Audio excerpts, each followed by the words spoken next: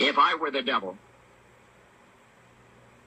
if I were the prince of darkness, I'd want to engulf the whole world in darkness, and I'd have a third of its real estate and 4/5 of its population, but I wouldn't be happy until I had seized the ripest apple on the tree. Thee. So I'd set about, however necessary, to take over the United States.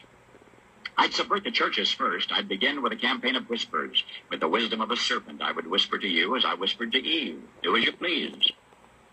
To the young, I would whisper that the Bible is a myth. I would convince them that man created God instead of the other way around. I would confide that what's bad is good and what's good is square. And the old I would teach to pray after me, Our Father, which art in Washington.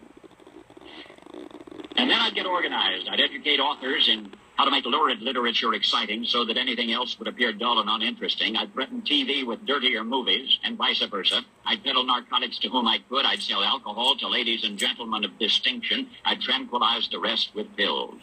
If I were the devil, I'd soon have families at war with themselves, churches at war with themselves, and nations at war with themselves, until each in its turn was consumed.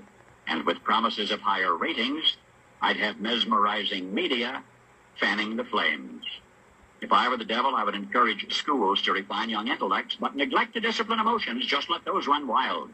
Until before you knew it, you'd have to have drug-sniffing dogs and metal detectors at every schoolhouse door.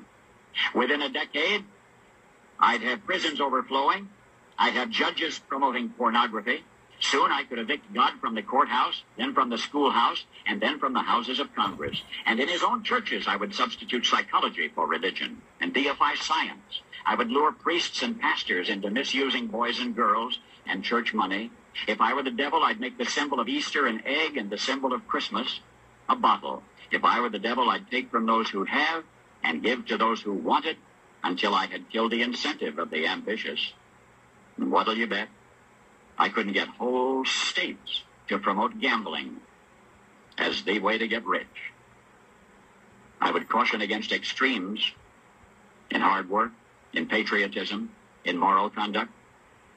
I would convince the young that marriage is old-fashioned, that swinging is more fun, that what you see on TV is the way to be.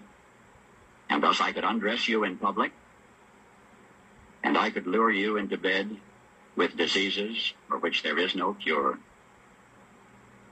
In other words, if I were the devil, I'd just keep right on doing what he's doing. Paul Harvey,